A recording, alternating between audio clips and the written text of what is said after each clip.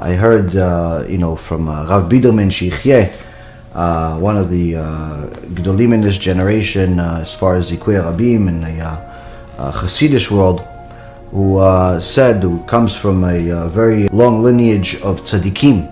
And Rav Biderman said that stories about Pesach, you have to say during Pesach. Stories about Shavuot, you have to say during Shavuot. Stories about Sukkot, you have to say about Sukkot. But stories about Parashat Korah, you could always say. Why? There's always something that's going on in the world, and sometimes Hashem Erechem, even in our own communities, that can be discussed. You can learn from Parashat Korah. All of the machloket, all of the debates out there, the differences, and so on and so forth. A lot going on. Now the question is, this whole Parashat Korah, this whole machloket, who is really behind all of it? Of course, we know the Satan is always enticing people to sin, enticing them to go against Hashem. But who did the Satan really fool? First, to get everything going. And the answer is, the Satan fooled Korach's wife. On her it's written, Isha Oreset. There's Isha Bona, Isha Oreset. A woman builds, a woman destroys. A woman that builds is On Ben Pelet. In the beginning of the parasha, it says that part of the people that came with Korach was On the son of Pelet. And On the son of Pelet, later on, he doesn't show up when there's the final showdown event between Korach and Moshe Rabbeinu. On Ben Pelet is nowhere to be found because his wife got him to do tshuva, to leave Korach, and she ended up saving his life, of course. Not only his life in this world, but in life in eternity, because Korach and those who followed him are in Gehenom until this day. 3,333 years they're inside Gehenom so far. And many of the Chachamim say they're never going to get out. Some say that Korach may get out at some point, but nonetheless, they're suffering dearly for what they did. But all this started with Korach's wife, with the Satan enticed her to say, listen, you are the richest family in the nation. Surely you should also have a position of power too. Why don't you tell your husband that he should try to go and become the prime minister? Try to become the Rabbeinu, Korach Rabbeinu, not Moshe Rabbeinu. Or at least the Kohen Gadol. Be something. So Korach's wife got on his case and destroyed his life. Now, later on, we see that Moshe Rabbeinu, right before the showdown, in chapter 16, verse number 26, Moshe Rabbeinu says to Am Yisrael, he says to the assembly, saying, turn away now from near the tents of these wicked men, and do not touch anything of theirs, lest you perish because of all of their sins. Meaning that the filth, the tum'ah, the garbage that was infiltrating the Korach and everyone that was next to him was so dangerous that not only you couldn't befriend them, not only you couldn't stand next to them, but you couldn't even touch any of their things, because the ground, when it opened up, it swallowed all of them. Now, the reality is, Rabotai, that if Korach came back to life today with all of his money, practically the entire world would admire him.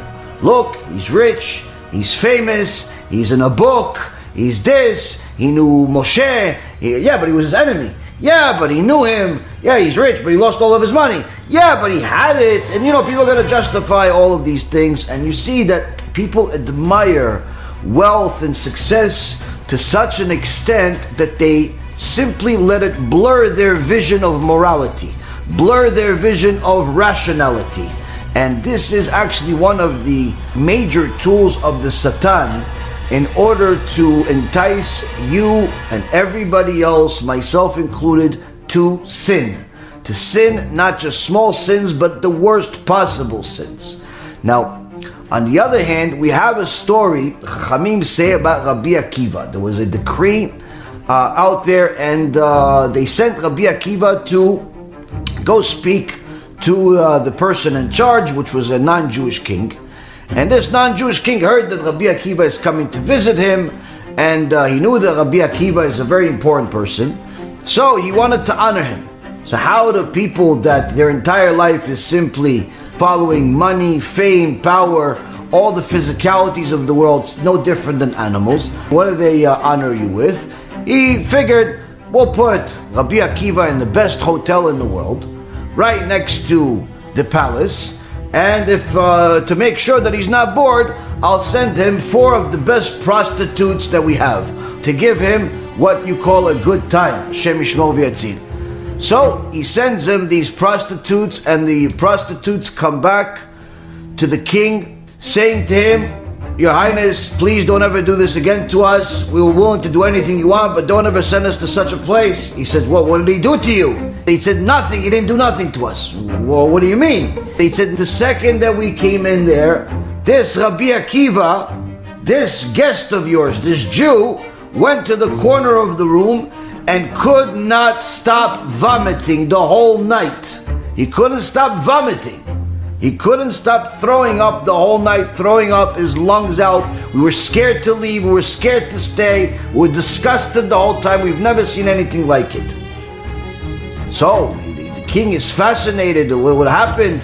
So he invites Rabbi Akiva and he says to him, please explain yourself. Were the harlots that I sent you ugly in your eyes? And Rabbi Akiva says, why would you send me such filth? The most vile thing in the world.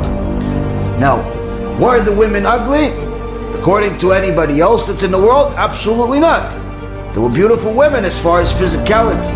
But Rabbi Akiva saw the spiritual ramifications that have to do with being with these women and what kind of horrible punishment a person would get by doing such a thing.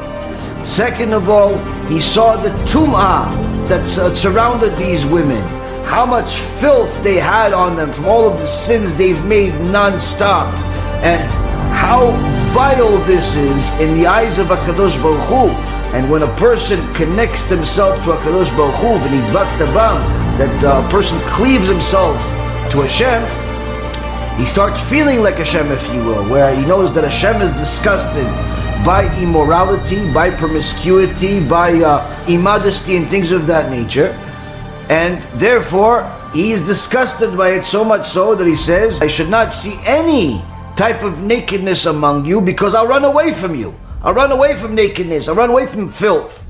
All of these disgusting behaviors need to be disgusting to us. The question is how? How does one get themselves to be disgusted? Now, of course, we've discussed many times the different ramifications, the punishments that would happen to a person, whether male or female, that is promiscuous, whether Jew or non-Jew, that is promiscuous, that is wasting seed, that is doing things that are forbidden in the Torah, that HaKadosh Baruch Hu finds disgusting. There's no question about it that we've gone into the details of all of it.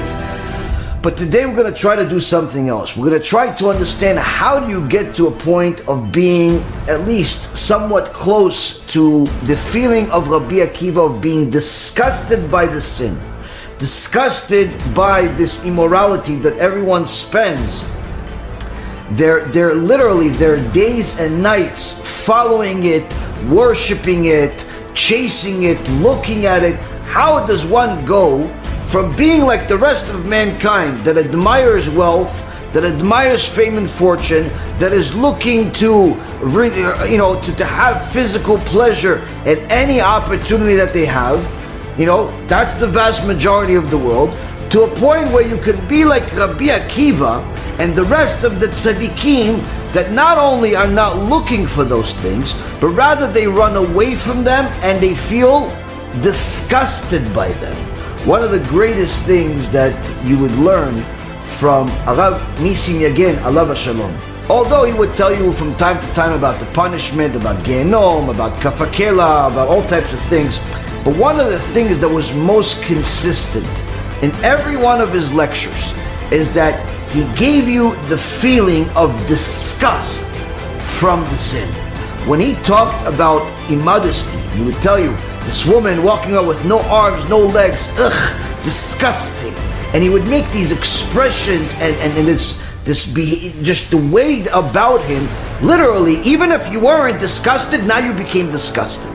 Now you became disgusted from this woman that's wearing a wig longer than the exile, or walking around with no sleeves, or walking around with all types of immodest clothes. You were disgusted by her at that moment, and in hopes that you're going to stay that way after that moment. But nonetheless, everyone in the room agreed that is disgusting. Just like Rabbi Akiva, how does one get themselves to a point where they're not only not going to the filthy websites and filthy movies and filthy TV channels and filthy news and filthy commercials. Not only they're not going there, but when those things come to them, because the Satan doesn't take a break just because you want to be holy, the Satan brings those things to you on a billboard, on some ad, or some other way that you're walking in the street, and he brings you this filth, this gross, disgusting thing, and he brings it to you. Not only do you not want it, you find it disgusting. You find it disgusting that this woman is immodest. You don't find it attractive. You find it disgusting. How can one go from this point all the way to that? Now, of course, it all requires an extraordinary amount of Torah learning and Musar. There's no question about it. And there's a lot of teachings that we have over the years to teach a person in order to soften their neshama and get themselves to that clarity. But there are also a few things that any person can do, whether Jew or Gentile. They could, if they really want to delve into the depths of everything, they'll arrive at this conclusion very quickly. And the key is to stay that way. Now, what does everybody admire? What is everybody looking up to? What does everybody want? As we said before, they want money, they want power, they want a physical pleasure. You know, usually all of those things come together. They come as a package. Being on Wall Street for almost 20 years and being involved with many millionaires, a few billionaires, having quite a bit of money, myself, having the ability to do things that other people can't do because of the lack of resources. I saw a lot of things. Baruch HaShem, I never got myself into this filth of the world, but nonetheless, I saw it day and night. And the reality is that you see how people chase this stuff and they live for it, and that's all they want. And you see it everywhere. You see it everywhere. And the question is, why would anybody want to be a celebrity? Why would anybody want to be the next billionaire? Why would anybody look up to all of those people? Well, let's see. They look up to all of those people. They look up to the rapper, the big hitter. Why do they look up? Because they see he's got a house. There's a show on TV that shows how nice his house is and how big it is and how many rooms he has and the chandeliers and the many cars and all the people that work for him and how many followers he has on the internet. And they see her and the new clothing line that shouldn't even be considered clothes. Needless to say, they call it the clothing line. How many people follow her and how popular she is and how she has all the newest clothes and how the headlines say she makes all this money. And they see another person and they see they got a job and they have a CEO and they founded a company and they built it to become a multi-billionaire and they're on a Forbes 500 and they so on and so forth. So the Satan, first and foremost, uses one of HaKadosh Baruch Hu's tools that works best. What does he do? He plants a seed. He plants a seed. HaKadosh Baruch Hu plants the seed of the tzedakah. Why does he plant the seed of the tzedakah? This is in your tefillah and shachrit. Why does he plant the seed of the tzedakah? He doesn't pay you a reward for the tzedakah that you give right away, but rather he plants it. Why? He'll give you the reward when you need it, rather than when you want it. When you've messed up enough times, but now you finally did Teshuva, but how do you get back on your feet after you've messed up so many times? Hashem says, remember that tzedakah that you gave 20 years ago? I'm going to use the merit of that tzedakah to uplift you back to life. And so on and so forth. A person gets sick. HaKadosh Baruch Hu wants to give him a cure. And now he deserves to get that cure. But still, he needs to have the resources, the spiritual resources, to have a cure. Hashem says, you remember that tzedakah that you gave for a Sefer Torah, or you gave it to a Talmid Chacham, this? I'm going to use a little bit of the reward that you're supposed to get in Olam Haba. I'm going to use it in this world for you to get you back to health, to get you back to life. The Satan, Rabotai Yekarim, does the same exact thing. He plants a seed, just differently. He plants a seed. What does he do? He gives you the illusion that this person that you are now seeing on a screen or in front of you in anywhere or another is the definition of success. He or she is the definition of success, of happiness, of glory. They are it. Why? Because they're showing you this person at their prime. This person at a point where everyone around them wants to be them. And you become one of those people. So he plants the seed. Number one, this is what success looks like. This is what you want to be like. She is immodest, and that's why so many people love her. You should be immodest. Her hair is out like some lioness. Your hair should be out. She's not wearing any clothes. You shouldn't wear any clothes. She's talking like some truck driver. You should talk like a truck driver. She is promiscuous and has had 5 husbands inside 5 years. You should have 5 husbands inside 5 years. And you should do everything she does. Why? It's cute. It's cute. It's popular. Look, she's her and her sisters all have become billionaires. The Kardashian family, and this Britney Spears family, and the other one, Zona's family. All of these Zonot have had success. You should want to be like her. Wear clothes like her. Wear makeup like her. Talk like her. Want to do what she does. Put your pictures on the internet like her, especially the promiscuous pictures. Pucker your lips like her, and act like her, and walk like her, and even say things like her, and perhaps even buy her product so people think you are her. And the reality is, Rabotai, this happens to the kids in your house that are surrounded by public school mentality, secular mentality, non-Jewish mentality. It's everywhere. Even inside the most religious communities in the non-Jewish world, you will see this as standard. I saw one time a documentary about perhaps the most so-called religious people in the Christian world in America, the evangelical Christians. About 60 million of them. They're the most aggressive missionaries out of all Christianity.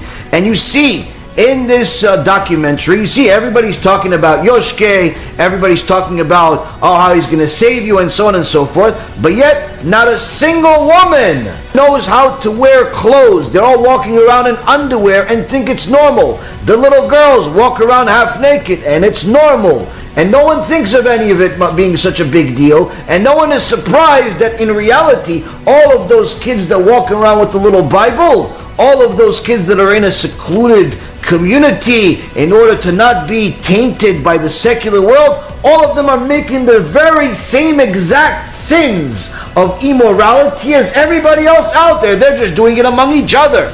All of the filth is within. Nothing has changed. Nothing has changed. It's just you chose your audience. And the reality is, Rabotai Karim, is that this seed of the Satan comes to people of all ages, of all genders. It's everywhere. And the Satan's job is to stupefy the generation to think that this is normal, that it is normal to walk around with underwear because the celebrity does it. It is normal to flaunt your money and be arrogant because the celebrity does it. It's normal to be nasty to people because the celebrity does it. It's normal to have all of your ambitions and energy and resources spent on acquiring a fortune of fame, a fortune of money, a fortune of everything material, including a fortune of wives and husbands. That's also part of the fortune. If you only married once, they frown upon you sometimes. Oh, you only once? Oh, you're like one of the old timers. And the reality is, Rabotai, in this generation, the world is infested with tum'ah. Tum'ah to the extent that they are now teaching in England already for some time, little babies, kids 4, 5 years old, 3 years old, 6 years old, that if the boy does not want to be a boy and he wants to be a girl, he should be a girl then. No one should call him a boy ever again. They teach this in the schools in England, and now it's coming to the United States. There are different parts of the US that their teachers are teaching this to the kids in the public schools in the United States already, telling them that they should, first and foremost, never allow anyone to decide what their gender is. If you are a boy by, as far as your biology, but you decide that you're a girl, you can be a girl. Go to the girls' room and relieve yourself, just like one of the girls. Walk around with a dress. Do all of the things that the girls do. Do all the things that don't let anyone decide what your gender is. And if that's not bad enough, if you want to really take it up a notch, one man should marry another man and have a child, but pretend that this is really your child, as if you're not traumatizing this poor kid.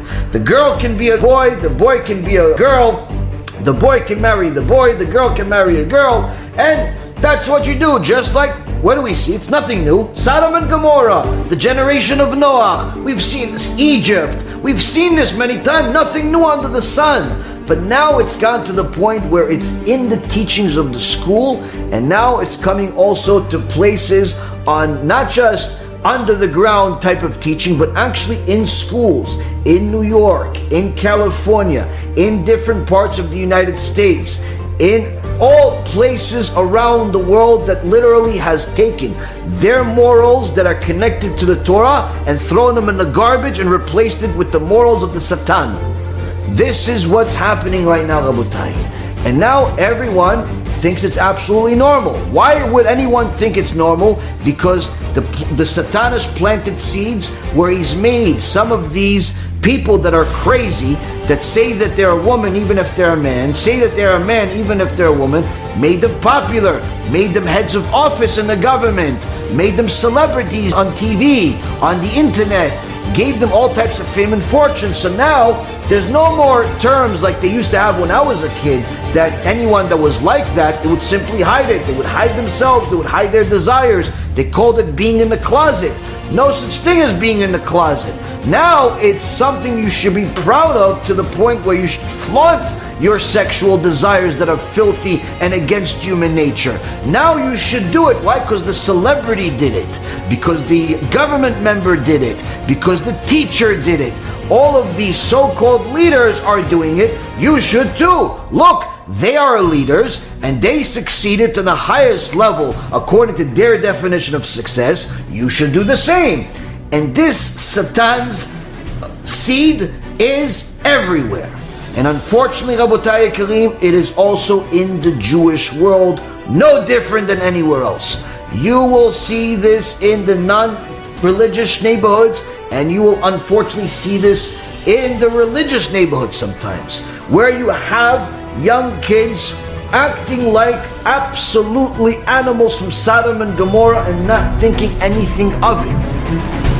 How can it be? It all starts with that seed.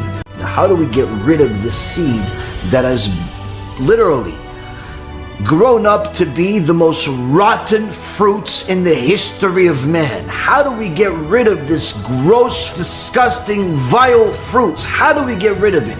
How do we go from a point of admiring celebrities and material success and promiscuity and immodesty and immorality and arrogance? How do we go from being what's called normal, by admiring all those things, to being like the holy people of the previous generation that were disgusted by it, or at the very least the respectable human beings that may have not been the most holy but still respectable enough where they kept their filth hidden from society? How do we get to that point? Well, first off, Rabotai Karim, we have to identify the problem, which we just did. Second, we have to start delving into the situation just like you would into a sugya in the Gemara. What are we getting our heads all wrapped up about? Who are these people that we are admiring? Let's see what really happens to these people. Who are these people that everyone admires? One of the most famous celebrities in the last 30 plus years is a cursed person by the name of Michael Jackson. Michael Jackson was from my generation and even before, and this is a person that made a fortune, hundreds and hundreds of millions of dollars, singing and dancing and doing all types of things, and everybody wanted to be like him, everybody danced like him, everybody wanted to sing like him, everybody tried to be like this person. Now, during his life, he had all types of issues. You saw he had all types of surgeries and all types of things, but people didn't think much of it. When did his whole character come to question? After his end, when he overdosed on drugs, and his rabbi, Shmuli Boteach, Yimach Shimo v'zichro, who was one of the people that he built his own fame from his relationship with Michael Jackson, let people know that his buddy died. The doctor that killed him told everybody the guy died, and so on and so forth. But then after he died, people started looking at his so-called legacy, only to find out that the rumors are true, only to find out that it's actually even worse than the rumors, that this disgusting human being that looked like the epitome of success, of money and reputation and love by everyone and loved by kids, was a pedophile, a filthy, disgusting human being that took advantage of young boys, took advantage of little innocent children, took advantage of them in a sexual way, to rape them in the most horrific way, did things that literally damaged these people for the rest of their lives. Just kind of touching me, putting his hand on my leg, and lots of hugs and kisses on the head. And he would reward me with jewelry for doing sexual acts for him. 100% graphic, disturbing, intense sexual abuse. I can just say, for decades, Jackson put up this smokescreen, which was reinforced by, his family and the media as well, that he had this innocent love for children, and I just needed to make it absolutely clear that what was happening in that bedroom behind closed doors between Michael and Wade and between Michael and James was sexual activity. It wasn't affectionate cuddling. Everyone was so scared to ever say a thing because the illusion was so strong. Who would want to be such a person? Who would want to be a Michael Jackson, Yimach Shimo v'zichro? Who would want to be a person that looks like the pillar of success to society, but yet is raping young children on a regular basis in order to relieve his animalistic behavior, even worse than animals, because most animals are not homosexuals? Who would want to do that? And even yet, even the ones that are homosexuals, you're never going to see a lion rape a cub. You're never going to see that. Even if you see a lion aggressive with a lioness, it's going to be someone his own size. But no, this reviled human being, who is an excuse of a human being that's admired and was paid hundreds of millions of dollars and got the admiration of tens of millions of people, that's what he did on a regular basis. That's the definition of success, Rabotai. That person, that's success to people. That's the reality of those people. Let's go further. You have another childhood star by the name of Macaulay Culkin, was famous for a movie called Home Alone. Young, cute-looking kid, looked like he hit success, made several movies that made a lot of people laugh, entertained a lot of people. It looked like this one was going to be a big success. What happened with this person that made tens of millions of dollars and had worldwide fame? Drug overdose, drug addiction, all types of psychological problems, all types of sexual problems, addictions, filthy, disgusting life, an excuse for a human being. Everyone admired what he was on a screen, but no one in the world ever admired what he was in real life. He's one of the people that people literally shiver when they hear what happened to him. Next you go to another celebrity named Tiger Woods, one of the people that had an athletic ability and to hit a little ball into a hole, a sport named golf, and everyone admired him with all of the millions or billions of dollars that he made. He looked like he was put together, looked like a respectable person. Even got new people to watch the sport because he was a person of color, and everyone said, oh, ooh, why, even a cool name, Tiger. Hey, what is he? Filthy, disgusting human being. Committed adultery on a wife that was loyal to him. Committed adultery on a wife that supported him. Committed adultery on a wife that was waiting for him and loved him. Cheated on her with countless different people.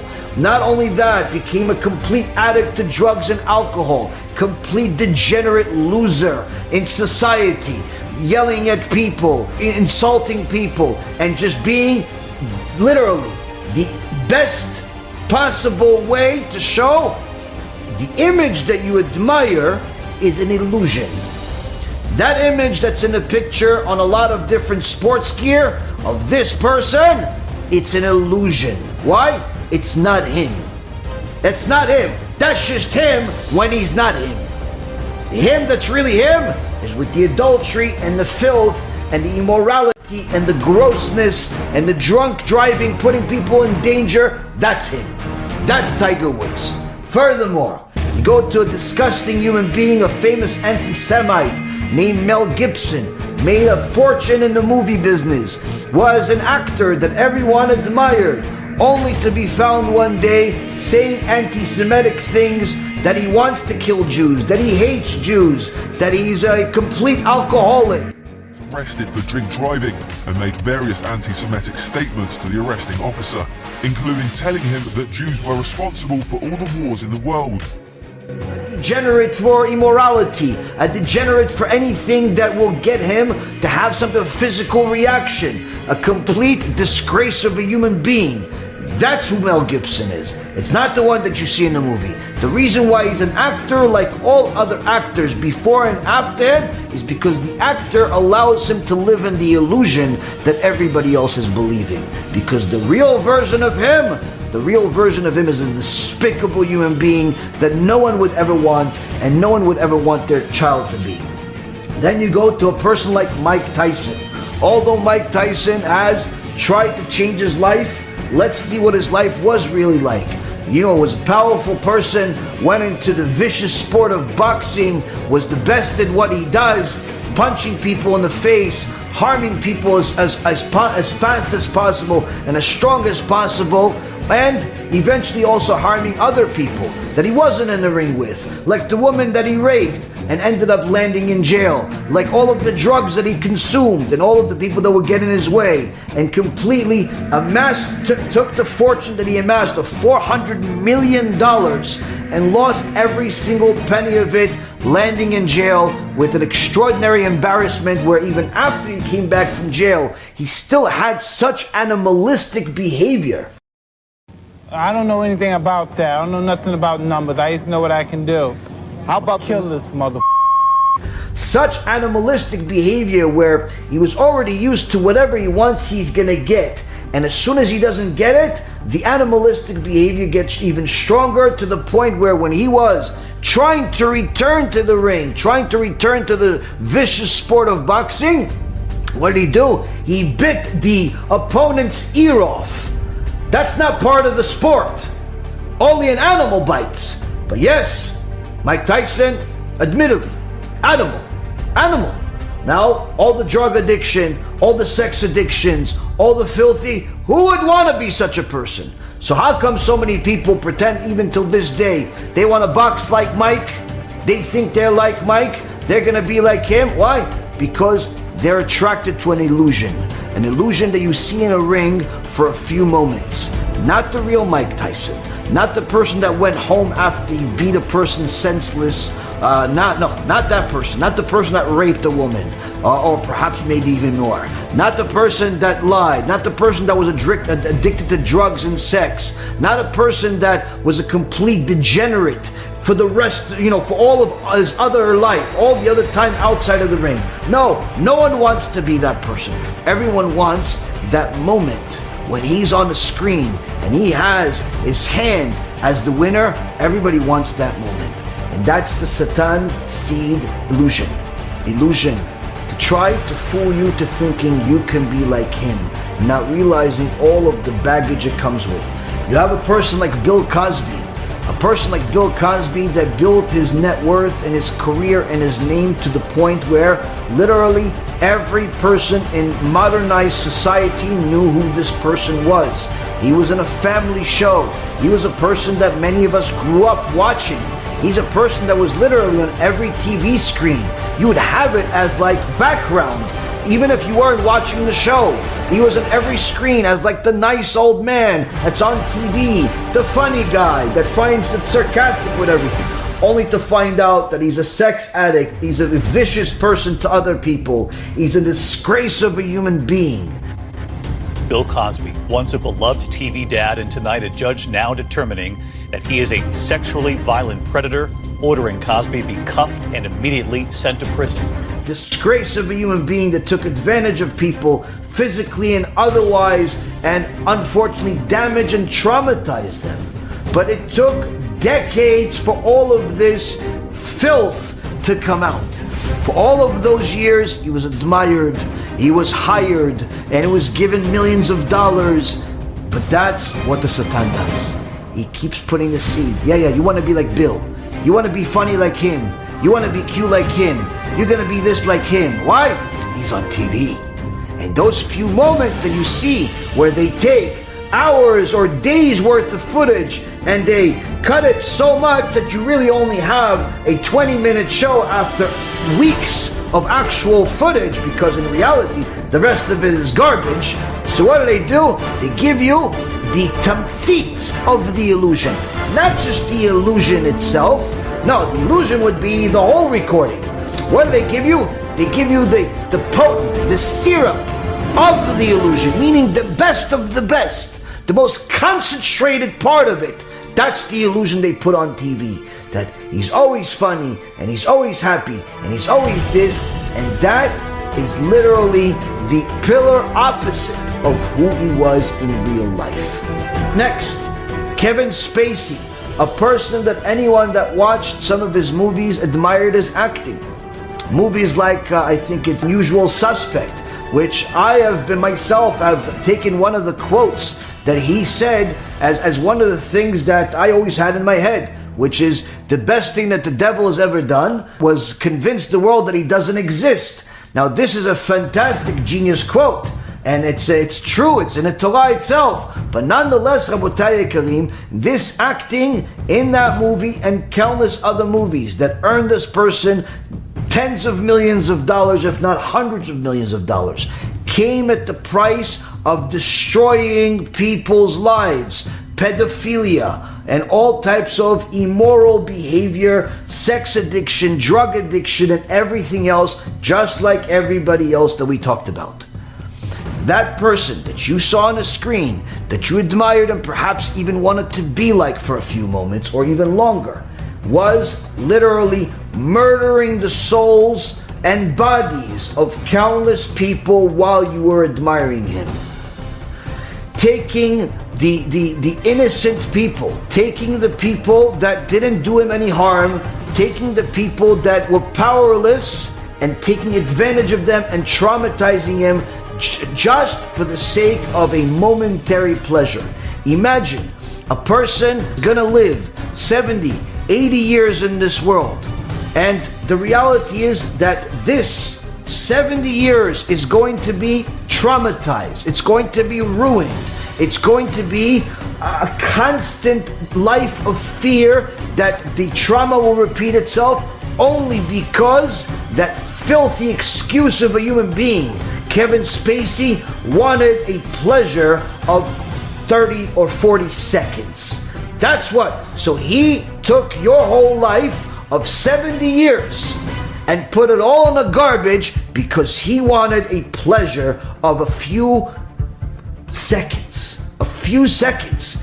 That's what he thought your life is worth. Your life is worth to be ruined for him to have moments of pleasure. This is the person that people admired. He's no worse than Harvey Weinstein, another disgrace of a human being, another Chilul Hashem that took advantage of people in a sexual way, in a financial way, in every way that he possibly could, destroying people's lives. The list can go on forever when it comes to that. And then you look at, okay, maybe not everybody's a pedophile. Maybe not everybody's a sex addict. The truth is that practically all of them are, in one way or another, just not necessarily always criminal. But you have people like Nicolas Cage that amassed the wealth of at least $150 million, getting paid $40 million per movie.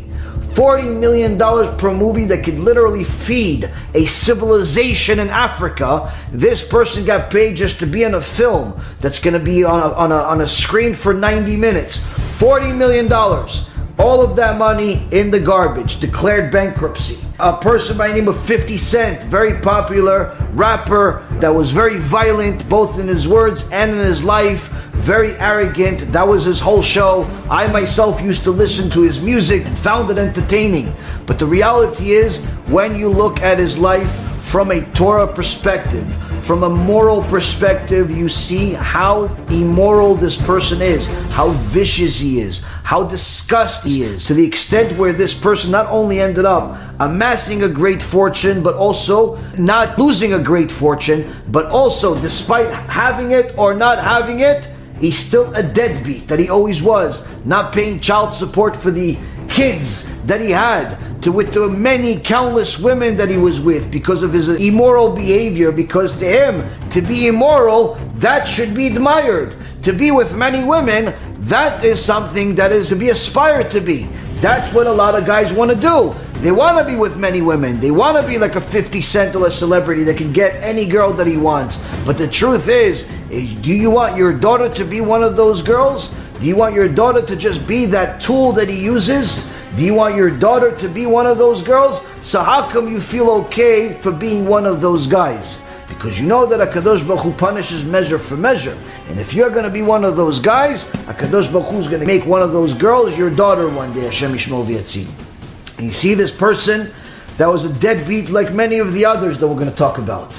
Another person that called himself, showed his addiction to physicality so much that he literally nicknamed himself Money. Money Mayweather, the famed boxer who made a fortune, tens and tens of millions of dollars boxing and being a celebrity and being someone that was a good athlete and so on. But in reality, Rabotai Kalim, HaKadosh Baruch Hu says, Meshalem el sonav el panav la'avido. He pays his haters cash to their face in order to destroy them. And that's exactly what happens with every one of these celebrities, every one of these people that are in power and misuse it. You see, this Money Mayweather all had to come out of retirement and go box a YouTuber. A guy that never boxed a day in his life. He had to go box him just so he could live his life, because he literally lost his money to the point where he had to come out of retirement to pay his debt. After making literally tens and tens of millions of dollars per fight. All of the money apparently went down the drain, just like anything else that's going to be the rest of his life. And what happened? Now he's fighting YouTubers. Complete embarrassment to the sport, but nonetheless, a very good moneymaker. Very good moneymaker. But really, this is what people admire. This is what people look up to go make $400-500 million just to continue working for the rest of your life, because you pretty much spent it faster than you made it. That's what you admire. To be a person that does not have a normal life, doesn't have a normal wife, doesn't have normal kids, doesn't have normal relationships, is constantly on a fear that someone is stealing from him, that someone is taking advantage of him, and literally living a purposeless life, because now that the career is practically over, the best that he can do is fight YouTubers. The best that he can do is just continue to utilize his body until the body stops working. But the reality is that this is all coming to an end. It's come to an end, but he's trying to, get the last drops of water out too. So this is what people admire. A person that made hundreds of millions of dollars and does not even have the money to pay $20 million in debt. Now, you have a person like Mark Twain, a scholar that people admired. His own publishing company declared bankruptcy. All of his notoriety, all of his fame, it's only by a few people that call themselves scholars in this generation. He himself did not enjoy it during his life because he ended up declaring bankruptcy.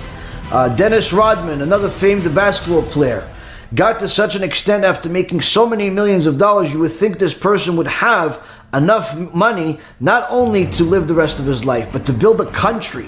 Instead, he not only wasted all of his money on drugs and all types of disgusting behavior, but he got to a point of being such a despicable human being that he got caught stealing $500. A person that literally used to make $500 a second ended up getting caught stealing $500. These are the people that people admire. And you think it's just the most recent people? No, this has always been the case. You have celebrities like Wayne Newton, Meatloaf, Willie Nelson.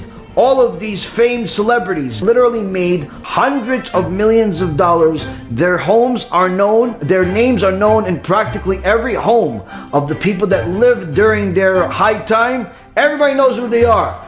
The reality is, they wish they didn't. They themselves wish nobody knew who they were. They themselves wish that they could just go to the deli, buy their little sandwich, and go back to their little shack, hole in the wall somewhere in society, and no one would remind them of their glory days that they can never ever get back to. Because these are people that are has-beens, and one of the most horrendous sufferings that a person can have is to be a has-been, to be a person that is everybody reminding him of his past the rest of his life, even though he's not an inkling like it. He's nothing like it.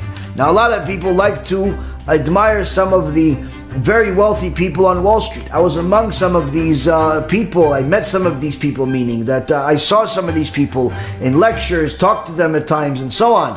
And people like to admire some of these people. Some of the most famous you look at Warren Buffett. He's been practically the Wall Street grandfather for probably the last 50, 60 years. It seems like he's been 100 years old for 50 years already, making billions of dollars, extremely successful, and you would see, oh, this person seems like a nice guy, he seems moral. But if you actually look at his actual real life, there's nothing to admire. With all of the money that he has, with the hundreds of billions that he has, he still lives in the same house that he bought 50 years ago.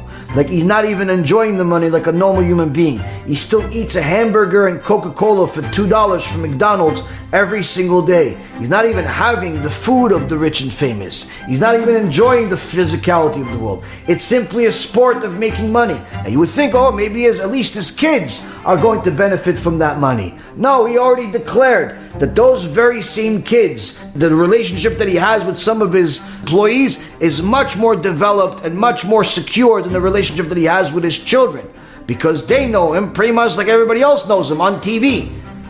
The illusion. And his kids know that they're not going to get anything of substance after he dies, because the majority of his money is going to continue all of these endeavors that fuel corporate America and so on. Meaning that even the kids that thought, oh, maybe, you know what, at least he's going to give me the chunk of it. He worked for $100 billion. Give the kids $1 billion each, $5 billion each, $10 billion each to do different things. No, that's not going to happen. Now, well, you would think, oh, this grandpa type of person, he probably has a good marriage. Absolutely not. His wife couldn't deal with him and left him. Simply couldn't deal with the person, couldn't deal with his personality, and just ended up leaving him. This is actually what happens to almost all of these people, if at one point or another. One of the other people is Bezos. Jeff Bezos built Amazon, one of my favorite companies, that I use their product, fantastic products that they have, but as a human being, is practically a disaster. A disaster of a human being. Is divorced after so many years from the woman that helped him in order to go chase young girls, in order to feel like he's young again and try to look like he's 20 years old again. This is a person that made practically every employee or every person that came into a meeting with him cry in the meeting on a regular basis. It is well known that the meetings that they would have with him, the conversations they would have with them, would lead people to anxiety attacks and literally being traumatized by simply talking to their boss.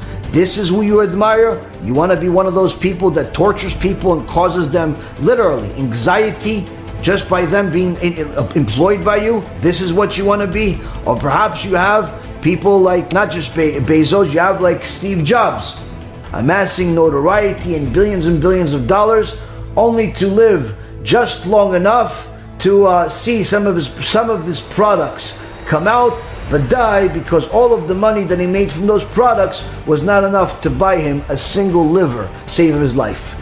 A single liver to save his life. Simply, he could not live another day and died the same atheist that he was his whole life, with a lot of regrets, as the verse says, Reshaim, the wicked live a whole life full of regrets. And he himself said he regretted that he lived as an atheist. He should have looked into it further. But he was too busy chasing the physicality. This is what people admire. This is what people want to be like. And the reality is, Rabotai, when a person knows that all of those people that they admire are literally a disaster of a human being, you start thinking to yourself, why do I admire these people?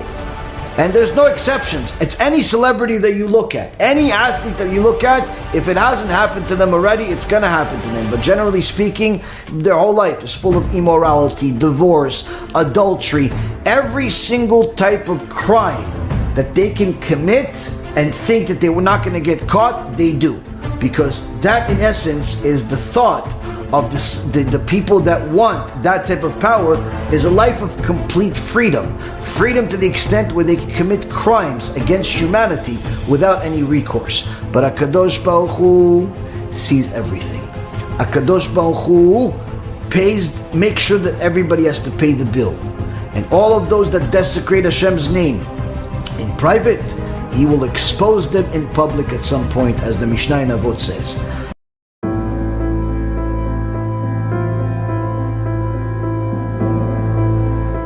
Now on the other hand, you say, okay, fine, maybe being a celebrity is not good, but at the same token, you can't deny the fact that there is physical pleasure. There is physical pleasure from having certain things. There is physical pleasure from being certain ways, and so on and so forth. Now, for all of these young girls that are out there, or even older women that are out there that want to be or act like they are already one of these celebrities, one of these people that is constantly looking for attention, listen very closely. Listen very closely, because I'm about to talk to you. But I'm going to talk to you by talking to the men right now. Now, the guys that are out there, what do they want? They want the money. Why do they want the money? Because they want the power. Why do they want the power? Because they think that if they have the money, they'll have the power, and therefore the power will give them the girl. Which girl? Any girl. Simple. Any girl. What about getting married? Oh yeah, we'll get married too. But also maybe the secretary, maybe the this, maybe the that, all that stuff. Okay. How could Rabbi Akiva get to such a point that he's so disgusted by that behavior that he threw up? Yet you want to be one of those people that is as promiscuous as can be. How could it be? How could there be such a difference between two people? Because you think that to be with that girl will give you physical pleasure, and you don't really think about anything else. What else should you be thinking about? Well, let's see.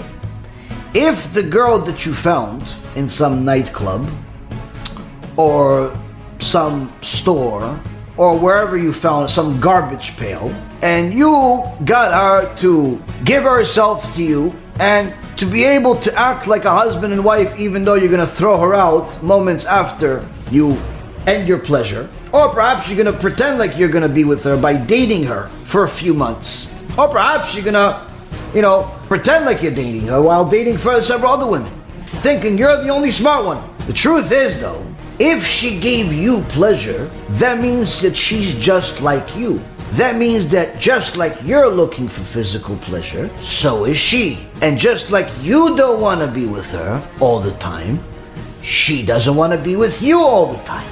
But guess what? It's much easier for her to find a partner than it is for you typically. And guess what? When she comes to you and you think, I'm Mr. Macho, all you're really doing is cleaning up the filth that another man left moments before you.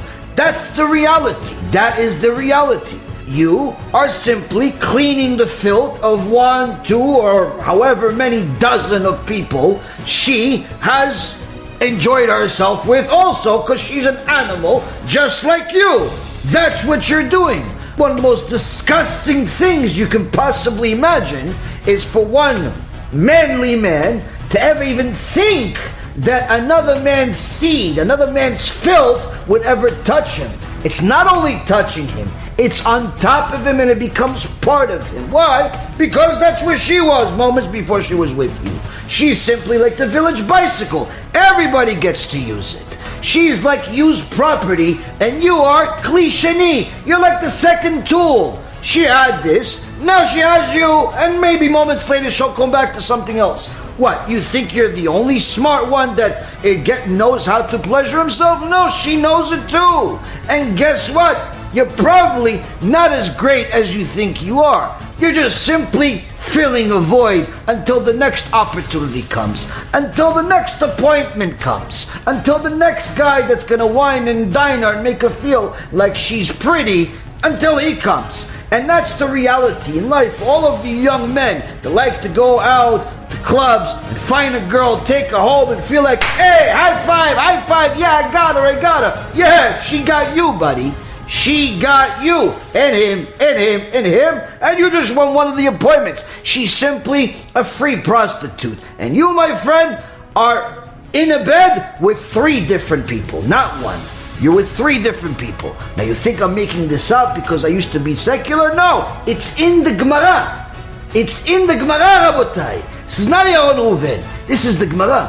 Rabotai Yekarim. The Gemara says some of the most horrific things you can possibly imagine that go on in society today as if it's standard. As if it is standard, Rabotai. The Gemara in Masechet Pesachim, page 112a, says a person that's a divorcee should not marry another divorcee while a husband is alive. If he's divorced, why shouldn't he marry a divorced woman while her husband is still alive? Because when they are in bed, there are 4 people. When the divorced man and the divorced woman are together, there's 4 people in bed. Why 4 people? He's thinking about his ex-wife. She's thinking about her ex-husband. So there's 4 people. He is cleaning the filth of her ex-husband left. She is also doing the same thing with her. Same exact thing. There's 4 people in the bed, Rabotai Yekarim. And guess what? The part where I said you're not all that, that's also in the Gemara. It continues. Also, you should know that she may end up resenting him.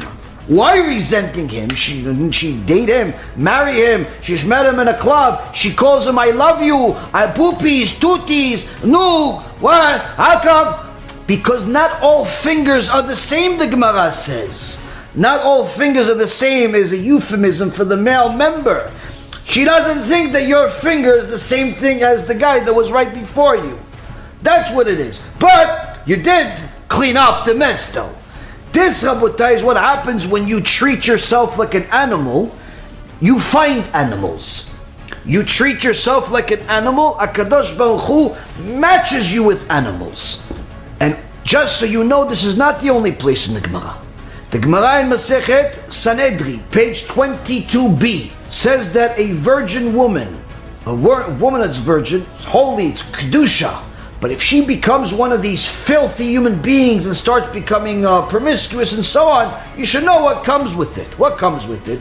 You are what? Guy number 6, 8, 15, 12. Oh, she liked you. She told you you're only guy number 2. Maybe 2 this week. But that's what she told you at the club, or at the pub, or at the whatever you met her, or at the Jewish gathering for Shidduch. That's what she told you. You're only guy number 2. Okay, Habibi. Just so you know, forget about the fingers not being all the same. Forget about the fact that there was 4 people in bed, but there's also probably 5. Why? The original guy. Gemara says in Masechet Sanhedrin, page 22b, a woman never forgets the first man that she was ever with. Never forgets him. Not never forgets him like, oh, I miss him. Oh, no. The first time, that time, the first person, always on her mind. Always during that time. Oh, I remember him. Maybe he's like him. Maybe he's like him. Habibi, you're not him. And she is thinking of him.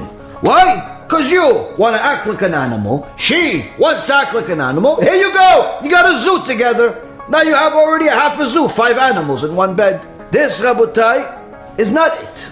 It's not it. A person needs to understand that when they act like an animal, HaKadosh Baruch Hu gives them an animal type of life. An animal type of life that is literally a disaster, that produces disasters.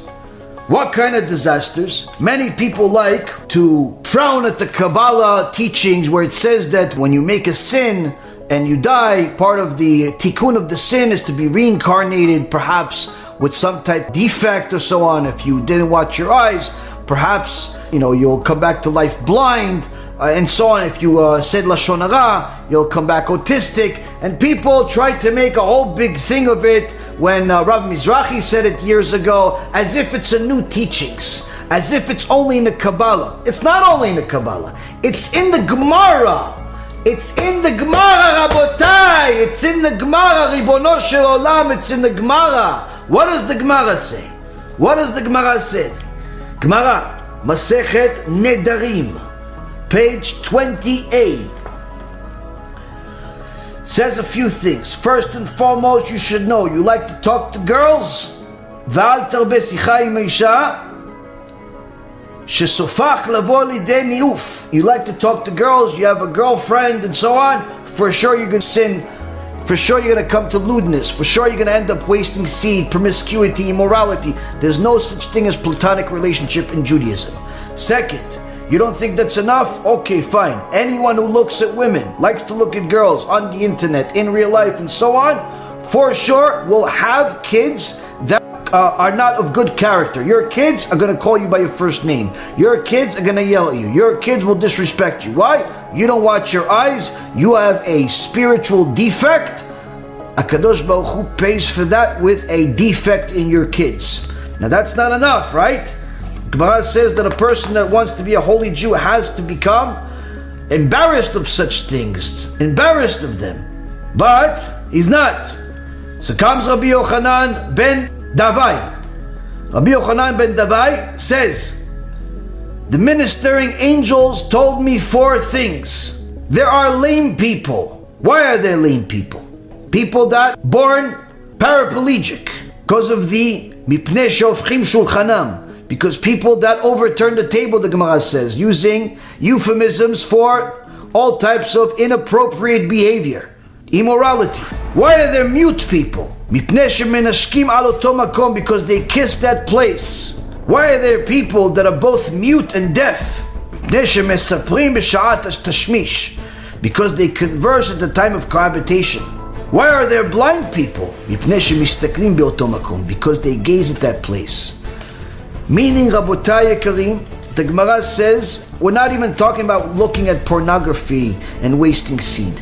Simply living a life addicted to physicality, addicted to that type of thing, produces all of the defects that you see in the world, all of the defects that you see in the world that are very difficult to deal with. Now, of course, sometimes those people that come to the world are special neshamot of tzaddikim, not reshaim.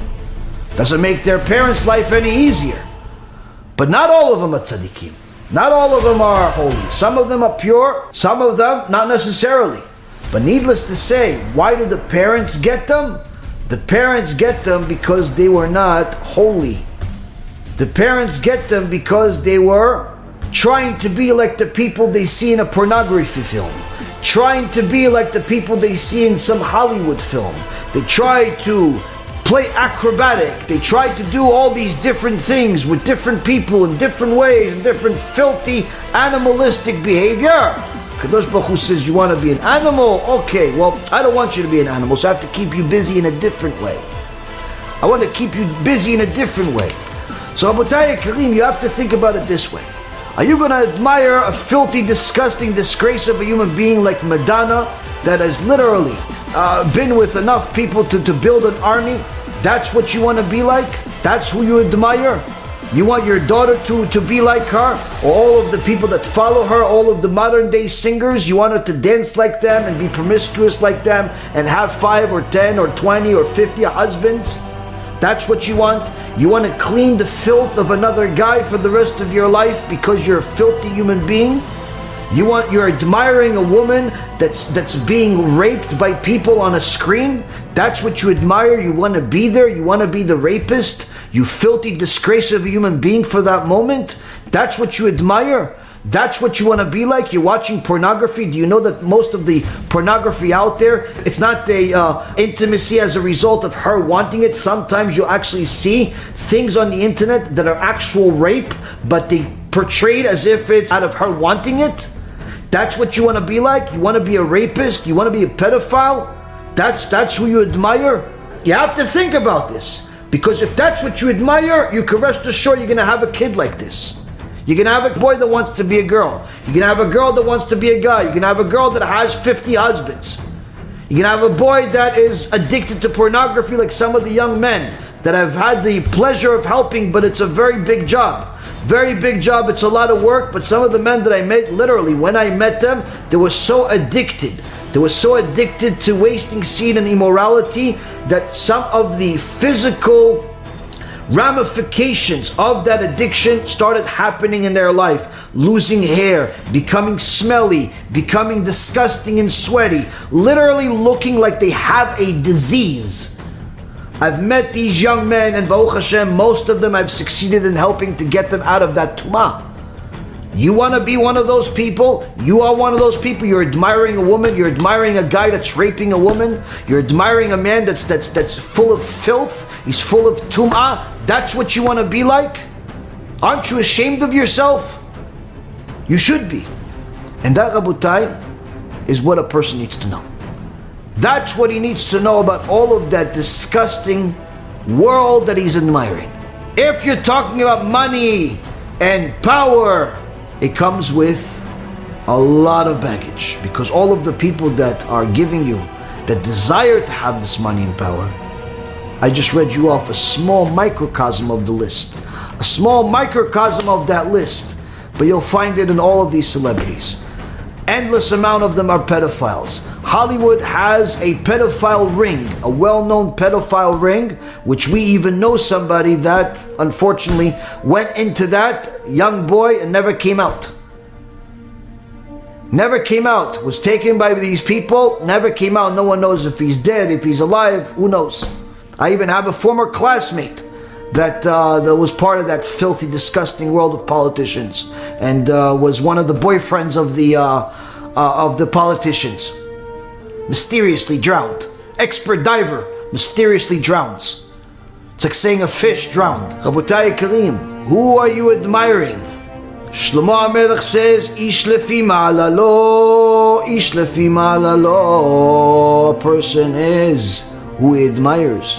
You're admiring these filthy prostitutes. You're admiring these filthy, disgusting pedophiles. You're admiring these vicious, arrogant people that destroy lives. Or perhaps you're admiring that woman that has the filth of countless men inside her. Or perhaps you want to be the man that's one of those filthy people. Which one is it? The only way, Rabotai, the only way to avoid all of the disgusting, vile things that I've said over the last hour is by being what HaKadosh Baruch Hu said in Parashat Kedoshim. Kedoshim tiyu ki kadosh ani. You be holy because I am holy. How are we holy? The Gemara in Masechet Shabbat says, Am Yisrael Kedoshim en. Am Yisrael is holy. Why? Because even when it comes to their intimacy with their own wives, it's at night. It's in modesty, so the walls don't even see them. So no one even thinks about such a thing, of recording such things, of acting in such filthy, animalistic ways, because that's the ways of the animals. We are holy. We are tzaddikim. We are Kadosh Baruch Hu's people, and everybody can be like this. Everybody can be holy by stopping first being animalistic. That's the first step. It's the first step. How do you stop being animalistic? Know who the animal is and do everything the opposite. This, Rabotai Karim, is a little bit food for thought, very different than a lot of the shurim that we've done, simply to show you what people literally lose their world in this world and the next world over. She is looking like a prostitute celebrity because she wants to be like one, even though she will never be like one. But she's losing this world, she's losing her marriage, she's losing the respect of her children, she's losing blessing from Hashem, and she's losing Olam Haba. All because she wants to be like some prostitute that is here today, gone tomorrow. He, the same thing, thinks that he's going to enjoy this world, have a good time, go on vacation without his wife, maybe find a girlfriend for a day or two. He loses this world and he loses the next world. Why? Because he acted like an animal. But if a person wants to be holy, HaKadosh Baruch Hu says holiness begins with the way we express our sensuality, with the way we express our intimacy in a holy way, with the way we protect our eyes, with the way we protect our speech, with the way we protect our mind, with what we admire, with what we look up to. That is how it all begins. If you admire filthy, disgusting people, that's who you will become, and that's who your kids will become. If you admire the tzaddikim, that's who you can become. There's no way you can become a tzaddik without admiring tzaddikim. And there's no way you can become a tzaddik as long as you admire the filthy people of society. This, Rabotai, is a very critical teaching that a person needs to literally visualize the filth that he's admiring, hence the reason why I had to get rabbinical permission to say some of the things that I said today. And Baruch HaShem, I got it. It's important for a person to know that all of what I said is in the Torah, and it's one of the most important things that a person needs to understand in order to stop admiring the filth. Stop admiring the filth of society. Because as long as you admire money, admire everything that comes with it, then you can say, no, I just admire that he has a lot of money. No, Habibi. You admire what he has as a result of money. And you're not realizing that behind the scenes, there's so much baggage.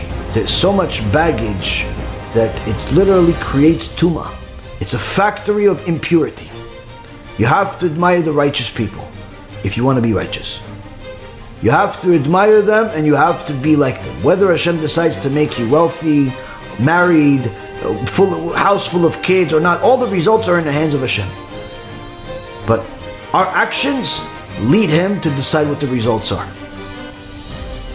This, Rabotai Karim, is a very critical, fundamental teachings that is necessary for each one of us to repeat once in a while when our mind is infected by some of this impurity of the world, because it seems like this world is just getting more and more impure by the day, and if we don't start being clear with what we need to do in order to protect ourselves, everything else is in vain.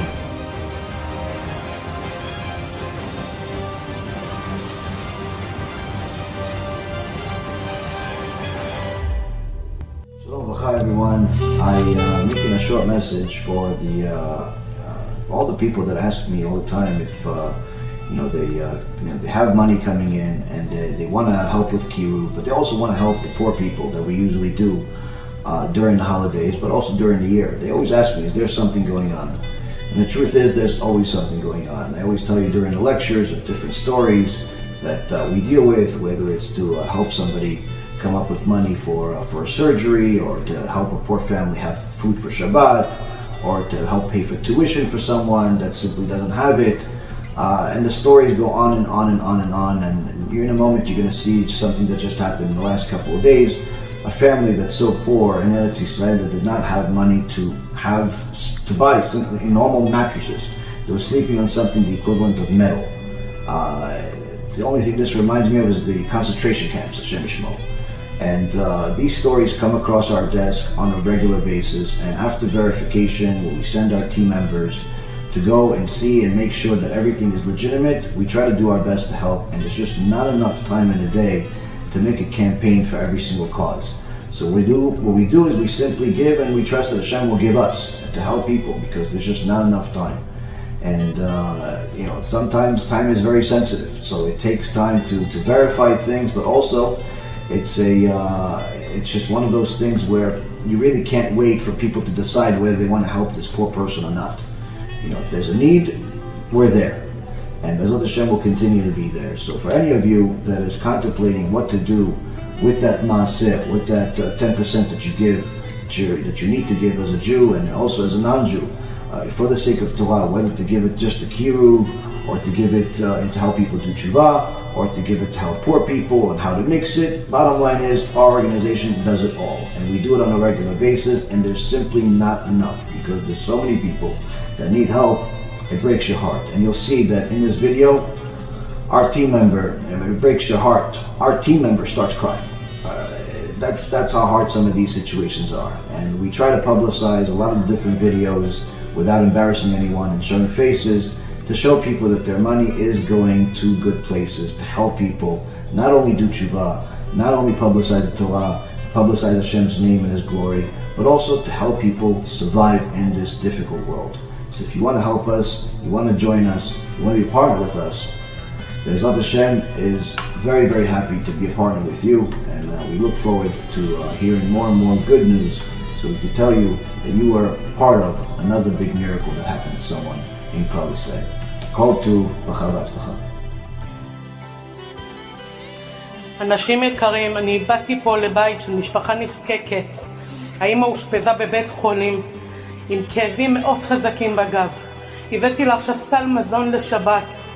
חשכו עיניי, אני בא לי לבכות, תראו על איזה מזרון היא יושנת, כל הברזלים בחוץ. תראו, על זה היא יושנת, מזה היא קיבלה דלקת שלא עוברת לה. תראו, זה המזרונים שהם יושנים אליהם. אני חייבת את העזרה שלכם. אני פשוט ישבתי על המיטה, כל הברזלים תקועים לה בגב. תראו מה זה, אני פשוט נוגעת בברזל. על מה אמא יושנת? יושנת על ברזלים, בגלל זה כואב לה הגב. כן? עכשיו אנחנו מביאים לה מזרונים חדשים, מנסים לה על המיטה. תודה רבה לארגון BeEzrat השם ולרב ירון שדאג לפני שבת למשפחה נזקקת למזרונים חדשים. הם ישנו המשפחה על מזרונים קרועים עם ברזלים בחוץ. ארגון BeEzrat השם, אין עליכם בעולם.